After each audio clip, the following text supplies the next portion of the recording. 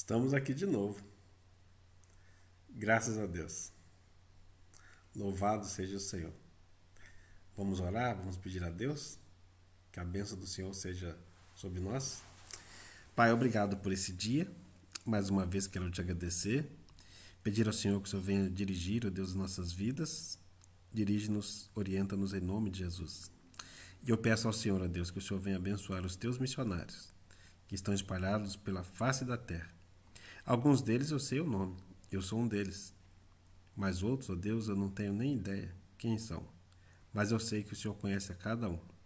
Por isso, ó Pai bendito, que a tua mão protetora, que a tua mão provedora, que a tua mão poderosa de poder realmente seja sobre cada um deles.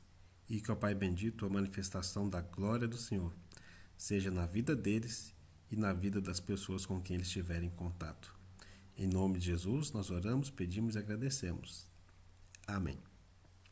Amém. Meu querido, minha querida, nós estamos aqui hoje e hoje nós vamos fazer o seguinte, nós vamos do capítulo 8 até o capítulo 12. Então, eu vou passar de forma breve sobre os capítulos aqui, dando um destaque a algumas coisas. Eu queria que você prestasse atenção, mas que você leia mesmo. Esse material foi preparado com muito carinho. Eu orei, pedi muito a Deus que Deus me ajudasse, me orientasse a preparar esse material para passar para você. Claro, a gente sempre está lendo, está aprendendo mais um pouco, mas leia esse material, não fique restrito ao que a gente está falando aqui no vídeo, ok? Combinado? Ore antes de ler o material, peça para Deus falar com você, né? Se você quiser usar esse material para edificar a vida de outras pessoas, use, né? Para a honra e para a glória de Deus. Ok? O nosso desejo é que Deus salve mais pessoas. Então, hoje vamos falar sobre missões mundiais. Quando a gente fala de missões mundiais, eu estou pensando em missões no sentido geral. Por que no sentido geral? O apóstolo Paulo, em Romanos 1, 16 e 17, diz: "Não me envergonho do evangelho, porque é o poder de Deus para a salvação de todo aquele que crê." Né? Então, todas as pessoas elas querem mudanças, né? Faz parte do ser humano querer mudar, querer ter mudanças. Só que existem mudanças que mudam somente aqui. Tem pessoas que mudam de lugar, mas elas têm um mau caráter e o mau caráter continua acompanhando aquelas pessoas. Todo ser humano ele nasce com deficiência de caráter. Essa deficiência de caráter é conhecida como pecado. Então, todo ser humano ele é pecador e por conta do pecado ele não tem acesso a Deus, ele não tem acesso às bênçãos de Deus. Ele pode ter acesso à chuva e ao sol, porque a Bíblia fala que o sol e a chuva estão aí para justos e para injustos. Né? Então, se as autoridades humanas elas reconhecem uma pessoa quando está errada, imagine Deus. Né? Agora, quando nós aceitamos o senhorio de Cristo na nossa vida, então nós vamos tendo transformação. E o desejo de Deus é que nós sejamos realmente transformados. Falar em missões, estou pensando em missões no campo pessoal, nesse capítulo aqui que nós estamos estudando, né? E não tem como a gente acreditar que um governo, isso é utopia, né? Um projeto ideológico, político, vai transformar a vida da sociedade. Nós encontramos pessoas que às vezes têm os melhores ideais, mas quando você investiga a vida da pessoa, você vai ver ela tem falha de caráter. Essa falha é conhecida como pecado. Todo ser humano está sujeito a ela e deve procurar consertar a vida com Deus. Quando ele vai consertando a vida com Deus, ele vai fazendo isso na ação do Espírito Santo. Ele vai tendo fruto do Espírito Santo, Gálatas 5, 22 a 25. Esse fruto é o caráter de Cristo, é você estar voltando a ter a imagem e semelhança de Jesus. Então, nesse capítulo aqui, brevemente, nós queremos abordar missões mundiais por inteiro. Por que por inteiro? Porque eu creio, estou aqui na página 48, que um dos prejuízos que a obra missionária tem tido é o quê? É que as pessoas estão dividindo missões. O missionário de missões estaduais é alguém ali de missões estaduais. O missionário de missões nacionais. Ah, de missões nacionais? Puxa vida! Aí está, vamos receber nesse domingo o missionário de missões mundiais. Aí todo mundo, missões mundiais. Mas missionário para Deus é missionário. O primeiro missionário que eu quero mencionar aqui é o missionário no campo pessoal. É você. Onde você colocar a planta dos seus pés, ali é o seu campo missionário.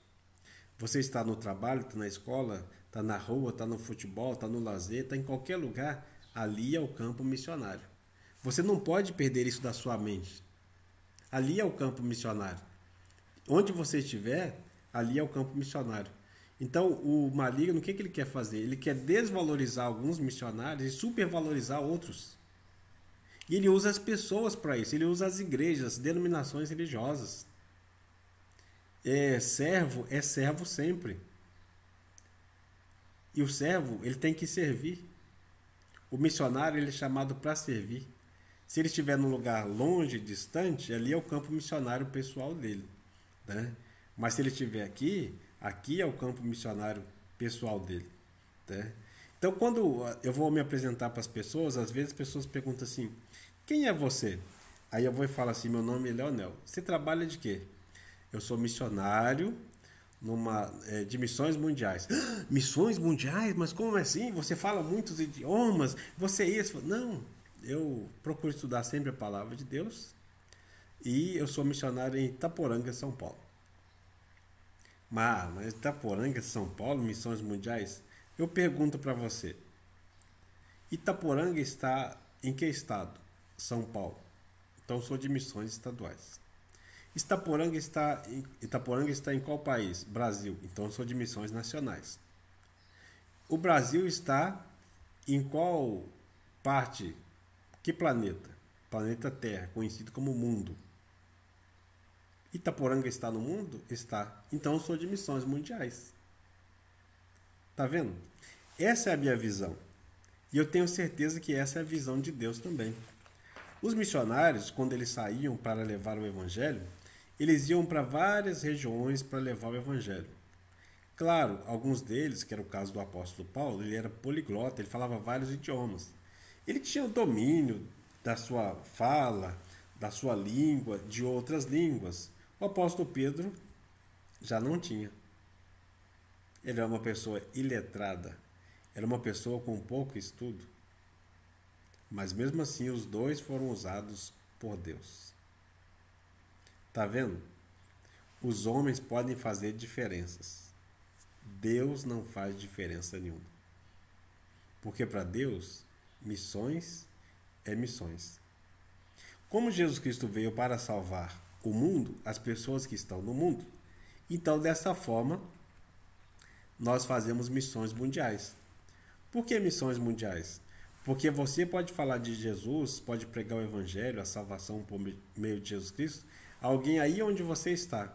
Essa pessoa, de repente, ela pode sair daí, ir para outra localidade, outro país, ou pode ter contato com alguém pela internet, alguma coisa parecida, né?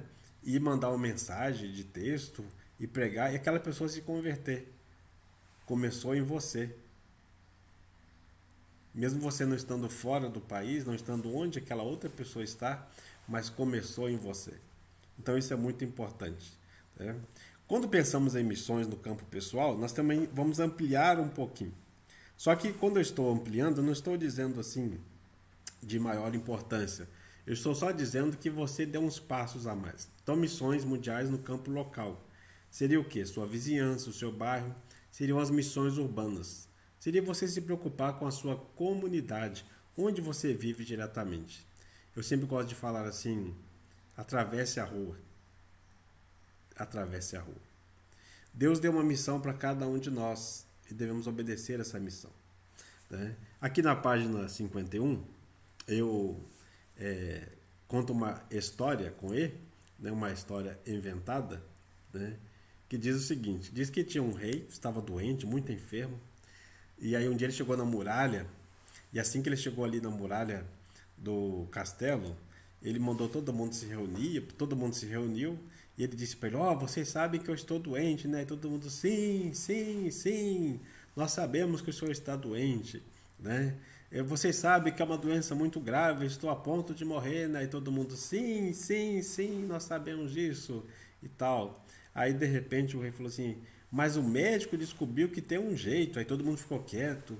Aí falou, vocês me amam de verdade? Aí todo mundo, sim, nós amamos o rei, nós amamos o rei, nós amamos o rei. Aí o rei esperou o silêncio, daí a pouco ele falou assim, quem me ama de verdade seria capaz de dar a sua vida por mim, se aproxime mais aqui da muralha. E aí várias pessoas se aproximaram da muralha. Aí ele disse assim, o meu médico disse o seguinte, que o problema que eu tenho é do coração. E esse problema é fácil de ser resolvido. Basta um transplante de coração. Então, vocês que disseram que me amam, eu vou soltar uma pena aqui de cima e essa pena vai cair. Na cabeça de quem cair, o médico diz que pode ser qualquer coração. Então, eu vou pegar o coração para salvar a minha vida. O rei soltou a pena e o vento começou a surgir. Não era vento. Era todo mundo soprando, tentando fazer com que a pena não caísse na sua cabeça.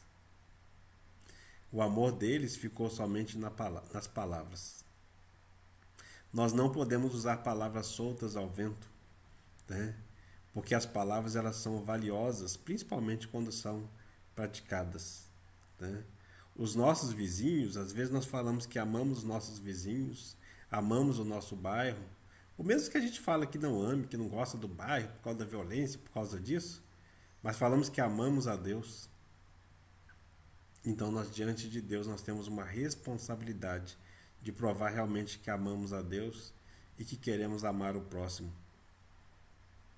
Qual é a maior religião que tem no seu bairro? Quantos templos existem aí no seu bairro? O que acontece no seu bairro que você vê aí que desagrada a Deus? É muita violência, é droga, é exploração de crianças, de adolescentes, é prejuízo para os idosos. O que acontece aí no seu bairro? Tem muitos bairros com templos religiosos, né, que não enfatizam a vida eterna e de repente você sabe disso e fica tranquilo, fala, nosso bairro tem muitas religiões, né? Então a religiosidade do ser humano faz parte do ser humano, mas a espiritualidade faz parte de Deus, né? Então há bairros que tem mais tempo do que gente, e aí você vai ver o bairro é violento. Eu cresci num bairro e um dia eu falei com algumas pessoas que eu tinha ficado muito tempo sem ir lá. E quando eu voltei havia uma igreja, em quase cada rua tinha uma igreja. Eu fiquei abismado com aquilo, porque a violência aumentou muito. Aumentou o número de igrejas, mas não aumentou o evangelho de Cristo. Aumentou o número de igrejas porque as pessoas foram atrás de seus próprios interesses. Eu vou para o ministério tal, eu vou para a igreja tal, enquanto isso a obra missionária estava sofrendo, está sofrendo até o dia de hoje. Quando as pessoas estão com religiosidade humana, elas estão só procurando os seus interesses humanos, né? E Jesus Cristo ele veio atrás dos pecadores. Nós, como cristãos evangélicos, temos que ir atrás dos pecadores também, para que eles possam se converter, possam consertar a vida com Deus enquanto há tempo, né? Eu sempre agradeço a Deus quando eu dou um bom testemunho e peço muito a Deus que Deus me ajude para não dar mau testemunho, né? Quando Jesus Cristo libertou um endemoniado em Gadara ou em Gerasa, dependendo da tradução, aquele homem se aproximou de Jesus tão alegre, tão satisfeito pelo que Jesus fez por ele, e ele disse assim, Jesus, eu vou te seguir agora, o Senhor me permite? Aí Jesus falou, não, volta para a sua casa, volta para o seu bairro, volta para a sua vizinhança e conta para os seus o que eu fiz por você. Voltai e amai os seus. Foi o que Jesus disse àquele endemoniado. Olha, quando nós olhamos para a Bíblia, para a palavra de Deus, nós precisamos pedir que Deus nos ajude, que Ele nos fortaleça para que a gente possa ter realmente a visão dele, né? Essa visão de testemunhar onde nós estamos. Então vimos aqui missões mundiais no campo pessoal, no campo local, missões urbanas, a vizinhança, o bairro, e agora vamos ver sobre missões estadual ou missões a nível regional, né? Então o Brasil é o país continental, né? Quem já andou de avião sabe muito bem disso, mas tem pessoas que andam de avião muitas vezes, né? De manhã está num estado, de tarde está em outro e à noite está em outro estado diferente. Cada estado tem sua característica, né? Tem dia, por exemplo, que o camarada que pega o avião, ele leva roupa de calor na bolsa, mas também leva roupa de frio, porque ele sabe que essa distância do Brasil, de um estado para outro, de uma cidade para outra, ele pode chegar num lugar que ele está com o sol muito quente, no outro só está chovendo, e assim por diante, né? Então, cada estado tem a sua característica salutar, né? Mas todos eles têm um problema peculiar, o pecado. Esse pecado, cada estado que você vai ver uma coisa boa que você vai gostar, é saudável, é salutar, e você fala: meu Deus, puxa vida, que coisa, né? Boa, quero voltar nesse estado. Mas todo estado também tem a sua característica peculiar, que é o pecado, né? Então, aí na página de número 53, a missão de levar o evangelho de Cristo no estado ou na região, ou região, estou pensando em mais estados, mas outras cidades de algum estado vizinho, é mais abrangente. Mas é a mesma missão. E essa mesma missão exige cooperação, né? A obra de Deus, ela não é feita sem cooperação, ela é feita com cooperação. Cooperação é realizar a obra de Deus, é fazer a obra à vontade do Pai. É alegria e galardão para todos, mesmo quando nós não plantamos, mas colhemos. Faz parte da cooperação nós plantarmos e às vezes até colhemos coisas que nós não plantamos. Isso faz parte da cooperação. Quando a gente pensa em missões mundiais a nível estadual ou regional, pegando uma região, nós precisamos entender que é necessário um envolvimento maior, um número maior de pessoas se envolvendo para a glória de Deus. Isso é possível através da cooperação. Precisamos orar, pedir a Deus que Deus abençoe, que os pastores sejam cooperativos. Em primeiro lugar, os pastores. Em segundo lugar, a igreja. Eu não estou invertendo a ordem dos fatores. Infelizmente, muitas igrejas não são cooperativas por causa dos pastores. Eles são egoístas. Eles estão pensando somente em si, nos ministérios locais. Missões não é só missões pessoal, local, estadual. Missões é missões mundiais sempre. Onde nós estivermos, nós estamos investindo em pessoas que de repente vão ter contato com o mundo. Mas não só o contato com o mundo, é porque elas estão no mundo. Mas uma vez que entregam sua vida a Jesus, suas vidas são transformadas, né? Cada cristão deve se envolver na salvação de todos os povos, em Jerusalém, Judeia, Samaria e confins da terra. Isso tudo tem que ser simultaneamente. Esse é o desafio. Quando a gente vai atrás desse desafio, nós vamos descobrir que devemos ser mais cooperativos e também que estamos tendo a visão de reino de Deus, né? Que o Senhor Deus possa nos abençoar, que a gente possa realmente, cada dia, nos preocuparmos em alcançar as nossas regiões próximas e distantes simultaneamente. Devemos orar e pedir a Deus que Deus nos dê uma visão de reino, e essa visão abrangente, com certeza, ela vai alcançar outros povos, outras etnias. Aqui na página 55, nós temos missões mundiais no campo nacional. Aí você tem uma estatística bem atual a respeito do nosso IBGE, trazendo informações de como está a questão espiritual no nosso país. Então, em primeiro lugar, a católica apostólica romana, em segundo lugar, os evangélicos, e pasmemo-nos todos, sem religião, 15 milhões de pessoas. Mais de 15 milhões de pessoas. Se dizem não ter religião. São pessoas que acreditam em Deus, que acreditam na eternidade, mas não se posicionam a favor de Deus e nem da eternidade. Muitas delas, talvez pessoas boas, bem intencionadas. Mas se nós olharmos para a Bíblia, para a palavra de Deus, nós vamos ver que infelizmente são devedoras a Ele. Então, essa miscelânea que nós temos aqui de povos no Brasil ela contribui também para termos uma miscelânea religiosa. A diversidade cultural que nós temos aqui é a mesma coisa da diversidade religiosa, diversidade espiritual. Há muitos grupos que pregam somente mentiras.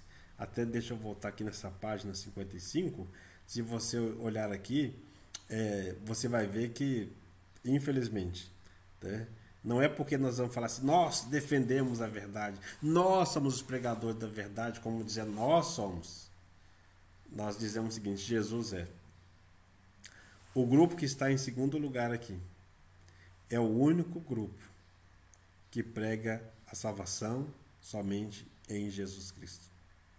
Mas nessas pessoas que estão aqui em segundo lugar, 42 milhões de pessoas, nós temos também pessoas que são cristãos evangélicos nominais. Simplesmente por nome, por título, se dizem evangélicos. Esses outros grupos todos aqui, nessas miscelâneas aí, são 25 grupos. Esses outros 24, eles pregam, podem até falar de Jesus, mas não pregam a salvação somente através de Jesus. Não pregam somente o senhorio de Cristo Jesus. Não pregam que Jesus é o único mediador entre nós. Eles não pregam isso. Por isso, irmãos, missões é missões mundiais sempre. Onde você estiver é um campo de missões mundiais. Onde você está, de repente tem um japonês, tem um chinês, tem um italiano, tem um russo, tem um eslovaco e por aí vai. Tem um quilombola, tem um índio. Muitos povos, muitas etnias. Onde você está já é missões mundiais, né? Eu sou batista e o trabalho batista, falando aqui, não que eu quero falar sobre a igreja batista, mas é só falar sobre o início dos batistas, para a gente ter uma ideia, né, dos batistas no Brasil. Foi em 1871, na cidade de Santa Bárbara do Oeste, aqui no estado de São Paulo. Começou o trabalho batista. Depois foi para a Bahia e dali então surgiram novos crentes, novos cristãos. O primeiro convertido foi um ex-padre chamado Antônio Teixeira de Albuquerque, né? E o trabalho então cresceu, o evangelho cresceu. Como que o evangelho cresceu naquela época? Primeiro, vida de santidade e consagração. O evangelho de Cristo, para crescer, eu e você precisamos ter uma busca de consagração, de santidade. Nós precisamos dar testemunhos, falar aquilo que Deus fez, aquilo que Deus está fazendo e aquilo que pela fé nós cremos que Ele fará. Precisamos pregar realmente a palavra de Deus. O evangelho no passado cresceu porque os pastores pregavam, né, a Bíblia, a palavra de Deus. Em quarto lugar, porque tinham escolas cristãs evangélicas. Os primeiros cristãos no Brasil, eles eram proibidos de estudar, os evangélicos, estudar em mesmas escolas. Podia estudar, mas tinha muita discriminação. Então começou a ter escolas evangélicas, hospitais evangélicos, e aí então a discriminação foi diminuindo, mas também foi melhorando o tratamento para com os evangélicos. E em quinto lugar, a propagação de estudos bíblicos, distribuição de folhetos, livros e Bíblia, né? Tudo isso, claro, com espírito de oração, na dependência do Espírito Santo. E por último, missões mundiais no campo transcultural. E nesse último aqui, de repente você pode falar assim, mas você gastou pouco tempo para falar sobre esse. É porque você tem um material à parte, né? E também porque nós não temos o tempo suficiente para falarmos de tudo, né? Se a gente falasse que ia ficar 4 anos falando desse assunto, a gente falaria 4 anos e ainda não acabou o assunto, né? Então, por último, missões mundiais no campo transcultural. Olha, o Deus da Bíblia, ele é tão próximo, mas tão próximo, que ele atende pelo título de Pai. Existem várias religiões no mundo, e você viu aqui agora, nos slides aqui, que no Brasil também existem muitas. Basicamente, os maiores aí, 25 grupos, estão encaixados nas estatísticas do Brasil, né? Mas, olhando para a Bíblia, para a palavra de Deus, nós vamos identificar Deus como Pai. Muitas nações e muitas religiões, eles não valorizam o Pai. porque muitas vezes, infelizmente, o pai é uma pessoa má. E, espiritualmente falando, Deus se apresenta como pai. Não como um pai mau, mas um pai que cuida, um pai que ama, trazendo para nós a ideia de família. A família de Jesus Cristo, a família de Deus. Nós somos irmãos uns dos outros, porque nós recebemos Jesus como Senhor e Salvador da nossa vida. E então também nós podemos orar e falar: Pai nosso que estás no céu, ou meu Pai que está no céu, ou Pai querido, Paizinho, Abba Pai. Nós podemos conversar com Ele com esse relacionamento edificante para a nossa vida e para a vida de outras pessoas. Portanto, meu querido, minha querida,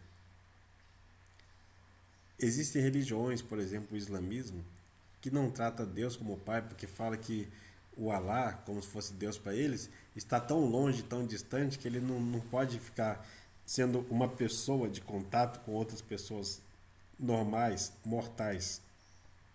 Mas o Deus da Bíblia se revela desse jeito. Ele é o nosso Pai. As crises que nós vemos no mundo inteiro é por falta de paternidade. O cristianismo evangélico é aquele que pode apresentar Deus como Pai. Eis o desafio para mim e para você. Na obra missionária, nós temos que apresentar o Deus Pai para as pessoas. E pensando nisso, eu quero falar sobre, destacar, os desafios de missões mundiais, missões estrangeiras, transculturais, são muitos. E quando eu falo de missões mundiais são muitos, estou pensando lá fora e aqui dentro também. Porque missões é missões, missões é sempre mundiais. Né? Quero que Deus abençoe que esse material possa passar para outras pessoas e essa visão seja ampliada, porque eu tenho certeza que ela procede de Deus. Né? Não é de mim, da minha cabeça, mas procede de Deus. Devemos estar orando, pedindo a Deus pelo desafio chamado 4x14, a geração 4x14. 4x14. São as crianças de 4 anos a 14 anos de idade, os adolescentes. Né? Essa geração é uma geração esquecida que tem sido muito influenciada por Satanás, pelas artimanhas do inimigo. E a janela 10x40, que são os países que estão ali, se você pegar o mapa, né, você vai identificar uma faixa que vai da linha do Equador até compreendendo o oeste da África, entre os 10 graus e os 40 graus do mapa ali, você vai encontrar países, são cerca de 3 bilhões de pessoas, mais de 3 bilhões de pessoas, que não têm pouca ou nenhuma informação a respeito de Jesus Cristo. Não tem o Evangelho de Jesus Cristo, não tem missionário ali levando a palavra de Deus. Algumas estão, mas outras não. Né? Então nós temos aqui os países que formam a janela 10x40. No Oriente Médio temos 21 países, na África temos 12 países, na Ásia 21 países, na região da Eurásia 3 países e na Europa 4 países. Né?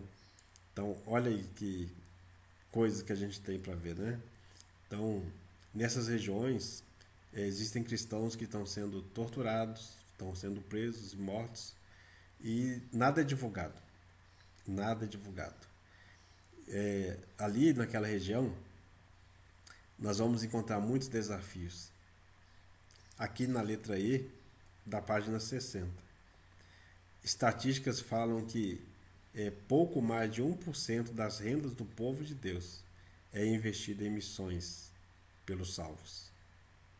Você é um salvo em Cristo Jesus? Você tem investido na obra missionária? Você tem dizimado, sustentado a obra de Deus? Glória a Deus. Mas você tem investido mais ainda? Tem feito pensamento de investir mais na obra de Deus? Você pode fazer. A Igreja de Cristo e cada cristão, cada salvo, precisa se envolver na obra missionária por inteiro. Ou seja, simultaneamente. Eu quero pedir para você ler esse material. Esses capítulos agora até o capítulo 12. Eu não trago nenhum exercício. Mas eu queria que você exercitasse a sua mente, exercitasse o seu coração, lesse esse material, leia esse material.